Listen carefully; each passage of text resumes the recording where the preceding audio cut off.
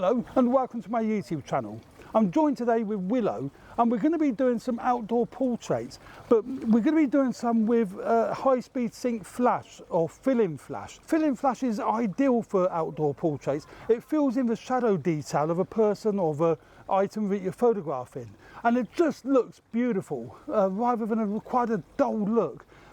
Some people like it, some people don't. So I'm going to show you how we do that. I've got my Godox AD200 set up on a tripod. It might be out of camera shot, but I think the wide camera can see that. And that will enable the high speed sync setting on my Sony a6700. I've also got the Viltrox AF, it's a pro lens, 75mm pro lens, and I'm using this because it goes down to f1.2. f1.2 is great for portraits because it really does give you that gorgeous bokeh, that really creamy bokeh out of focus background. But if I don't use high speed sync, then I'm going to find the exposure, the background is going to be really overexposed and the foreground won't be. So I'm going to do both so you can see how it looks for both. I'm going to take some photographs of Willow. Also, she's going to take, well, same photographs of me. I'm not exactly photogenic, but we'll see how we get on. So let's now set the gear up for taking these high-speed sync photos. Willow's had to duck. We had to get her in shot and me in shot. I actually don't know who the camera's picking out. It might be Willow, it might be me, because I've got face tracking on or face eye detection on. So we're going to take some quick snaps now. Now these are going to be head and shoulders. So if you stand up again now, Willow. Let's see if I can get some shots here. I'm a bit too tight here. So let's try that. Now these are without the fill-in flash. This is just purely. That's good, that's lovely. So I've now turned on the AD200. I've set it to high speed sync. I've also set the trigger to high speed sync on the Godox trigger. And it's lovely. I've done a few test shots. It's not overexposing the background because I'm exposing for the background. And I've got it set at 1,125th of a second at f1.2, which would normally be far too fast for flash. You would get banding, or you'd actually get it be cut off. You wouldn't see much of the image at all. In fact, probably no image. So it's great that you can do high speed sync and get great exposure. So let's do a few. Right, so Willow, let's have a look. Okay, oh lovely. Head down on your shoulder, just that's nice, and eyes looking straight at me, that's lovely.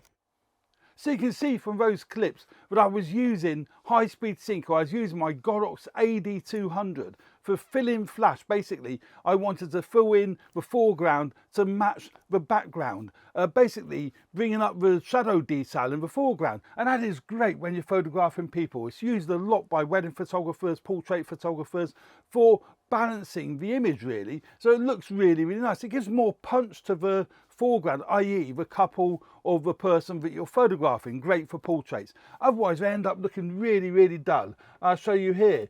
And we take a look at these two images here.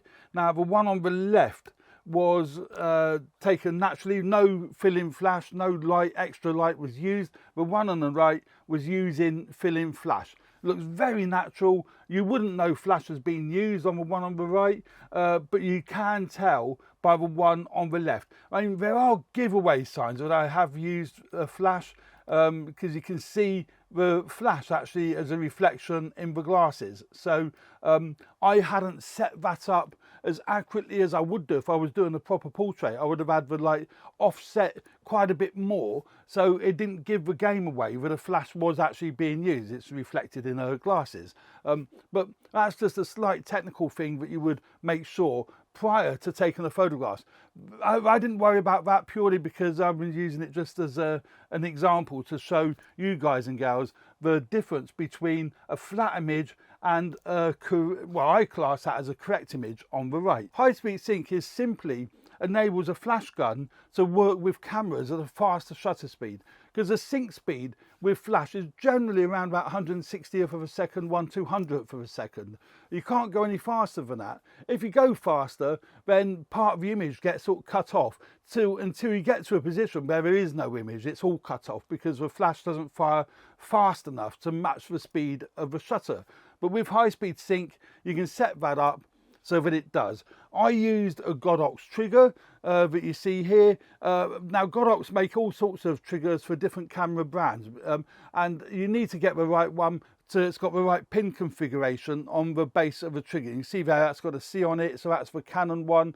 I also have the Sony one, because obviously I was using my Sony A6700 with the Viltrox lens. So a great way of filling in shadow detail. Now, I know in the edit I could go into this one and I could actually bring up the shadow detail, and I could, you know, make it a little bit more punchier, so I can bring up the exposure a bit, bring up the contrast a little bit, maybe take the highlights down a bit.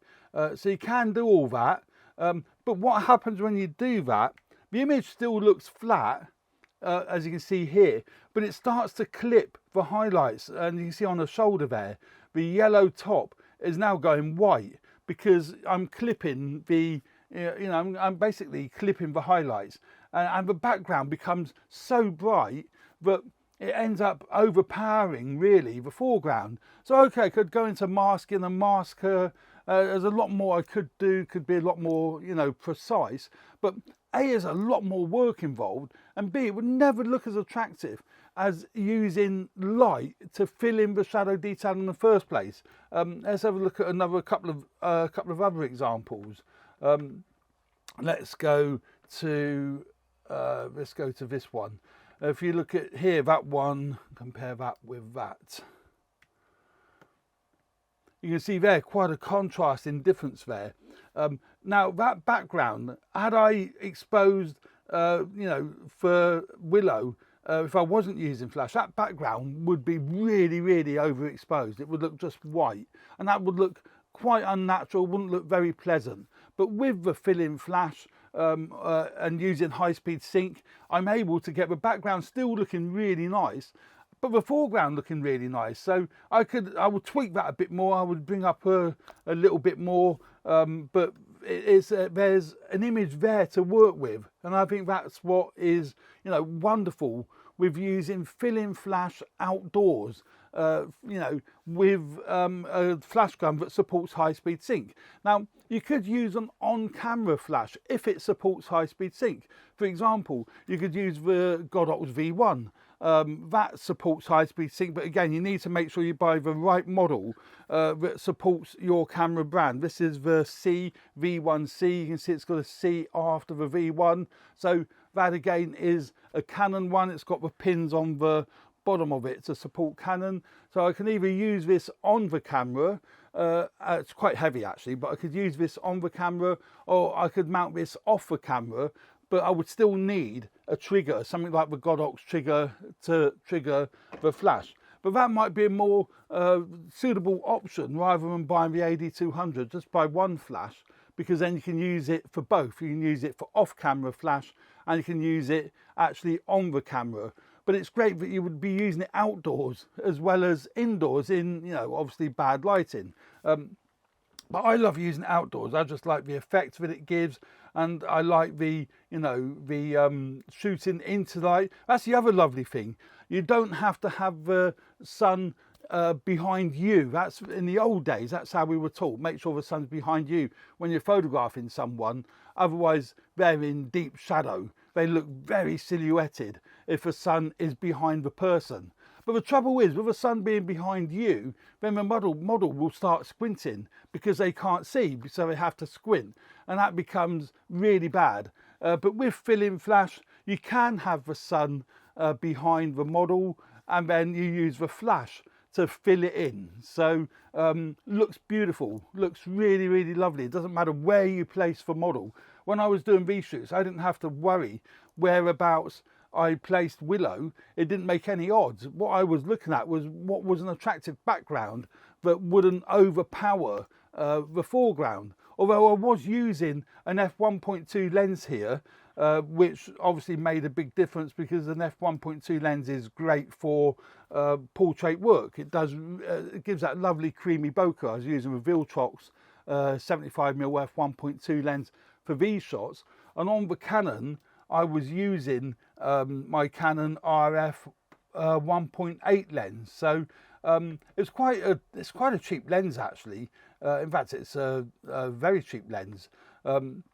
It's under 200 quid. So, you know, it's a really nice lens. It's a lens I'm using now on my Canon R8. I'm using that for the filming. So, great lens, and great for portraits because it does, again, throw the background out of focus, but it's not quite as creamy as it would be with an f1.2 lens. Well, I think f1.8 is absolutely fine, works lovely. So here we go.